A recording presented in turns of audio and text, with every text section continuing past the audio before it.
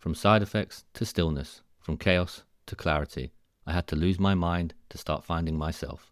This is TOMU, the open mic, unfiltered. Let's get into it.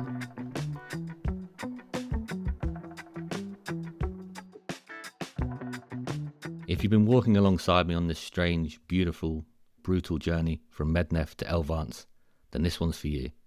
It's a moment to step back, take a breath, and reflect. To gather up the fragments, the flare-ups, the fleeting wins, and string them into something whole. This isn't the end, but it is the close of this chapter, for now. So let's talk about the meds. Let's talk about the person I've become. Let's talk about the fire and the fog and everything in between.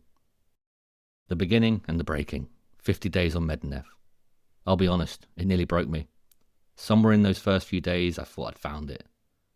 The thing, the answer, a little capsule of clarity. But that was just a teaser. By week 2, it stopped feeling like medication and started feeling like war. Crashes, spikes, shaking, chest tightness, gut revolts, mental spirals. That vibrating tension you can't name but you feel in your bones. I journaled everything and still couldn't make sense of it. And the worst part? The hope.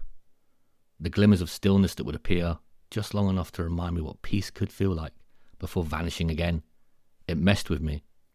Because when you've spent years lost in weed smoke, alcohol abyss, hangovers, or drug-fueled bubbles, just feeling something feels like progress, even when that something is pain.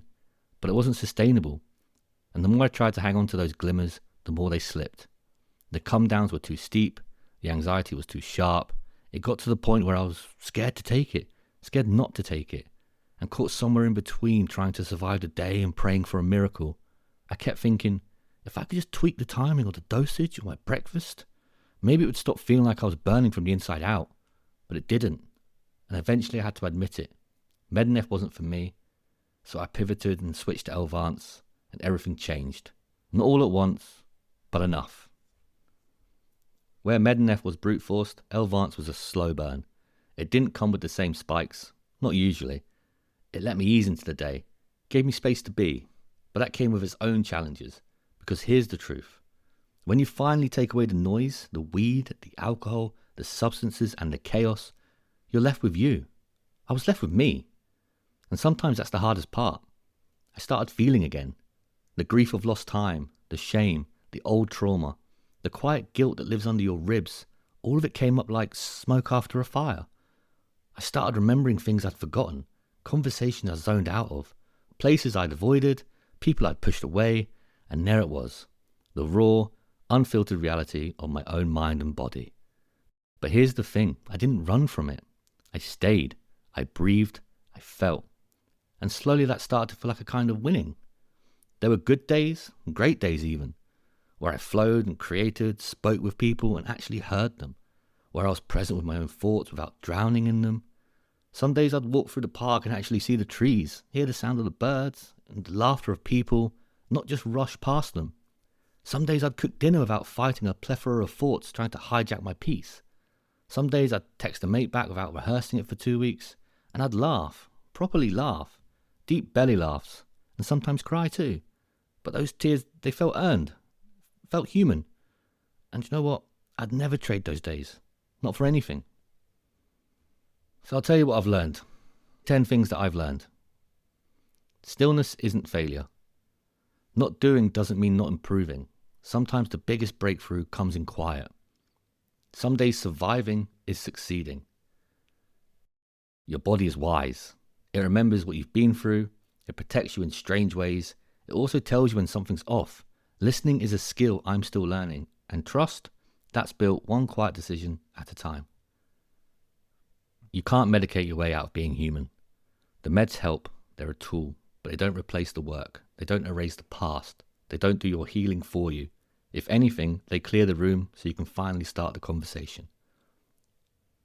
Progress is non-linear. You will backslide. You will have days that feel like you're starting over. That doesn't mean you failed. It means you're in it. Like really in it. Being awake is hard, but it's better than being numb. Every single time. Because at least you're here, in the mess, in the moment, and that's real. Medication doesn't fix everything. It gives you a shot at clarity, not a shortcut to peace. You still have to do the work. Shame and regret are heavy, but you don't have to carry them alone. Speaking about it, owning it, it frees you, slowly, softly.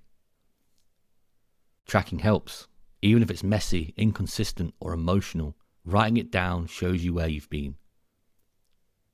Connection changes everything. This journey, these episodes, they're not just about meds, they're about feeling less alone. And lastly, number 10, it's okay not to have it all figured out, because clarity doesn't come in one big flash. It comes in flickers. You build it one day, one decision at a time.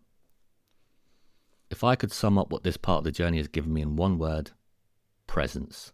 Not perfection, not endless productivity, not some sanitized medication version of myself, just me with my edges, with my emotions, with my truth. I don't get it right every day. I still forget to eat sometimes. I still overthink. I still bite the inside of my cheek when I'm anxious. Still talk too fast. Still zone out sometimes. But I also check in with myself more. I'm learning to breathe through the urge to escape, and I'm learning to rest without guilt. I'm learning that I'm allowed to be in progress. Presence has given me back the small things, the ones I forgot I loved. Singing in the shower, watching clouds, being in water, making a proper dinner, sitting still and actually enjoying it, not as a form of numbing, but of living. I've become more honest with the people around me. I apologize quicker. I say thank you more. I tell people I love them even when my voice shakes. And when I sit with that, I'm proud because I kept showing up. Even on the hardest days, even when I wanted to quit, even when I thought I'd lost myself again, I kept going. And that's not just about meds. That's about resilience. That's about becoming. So what now?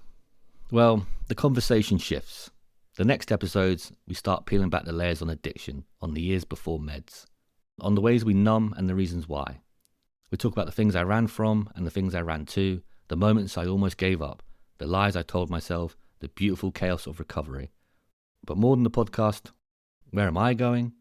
I'm moving into a space where healing doesn't just live in prescriptions and progress trackers.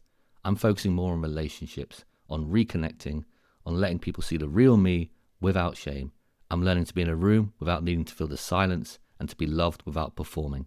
To let joy be loud and grief be soft. To find my rhythm again, creatively, emotionally, physically. And I'm committing to truth. Not just in what I say on the mic, but how I live when it's off. I want to build something. Not just a podcast, but a platform. A place for real stories, real people, and a space for connection, for rawness, and for growth. So yeah, the work continues, on air, off air, and always within. I carry all of this with me. The tracking journals, the breath work, the weird protein rituals, the endless conversations with my nervous system, the playlists, the podcast, the 2 a.m. notes to self that turned into episodes. It's all part of this story, and this story is just beginning. Thank you for walking this part with me. For every DM, every comment, every quiet listen in the dark, I see you. Let's keep going. New chapters, new truths, but always the same mission. To feel, to grow, to live. And a message to you. If you're in it right now, I see you. Maybe you're tired of trying, or tired telling people you're fine when you don't even know what that means anymore. Maybe you feel like you've missed it, like too many years went up in smoke. Like the best version of you got lost somewhere back there, under the bottles, behind the lies, beneath the silence. But let me tell you something. That version of you, they're not gone. They're not lost. They've been waiting. Every time you chose to keep going, even when it was messy, even when you hated yourself for falling again, they were there, watching you survive. You're not broken. You're becoming. This journey isn't clean. It's not linear. Some days you'll feel like you've cracked it. Other days, like it's cracked you. This healing, it's not about becoming someone new. It's about remembering and becoming who you were before the world convinced you to forget. And if you're listening now, if you're still here, then some part of you still believes there's more. More than this chaos, more than the numbness, more than just getting through. And there is. One breath at a time, one step, one choice. You're finding your way home. So don't give up. Not now. Not when you're this close to yourself. The world doesn't need a perfect you. It just needs a real you. The one who's finally learning to stay. I'll catch you next week. And remember, be good to yourself.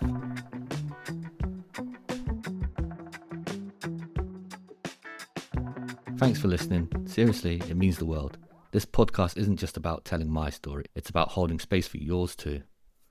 If something I've said helped you feel seen, less alone, or just gave you a moment of clarity, then that's everything I could hope for. That's why I do this, to connect, to be real, to make these conversations normal. If you want to support the podcast, the best thing you can do is leave a quick rating. 5 stars if you feel it, but no pressure at all. And if you haven't already, hit follow here on Spotify and check us out on Instagram and TikTok. Every bit of support helps more than you know. But honestly, the biggest thing you can do is share this with someone who needs it. Send it to a mate, post it to your story, let people know they're not alone in what they're feeling. We're all figuring this out, and we're better when we do it together.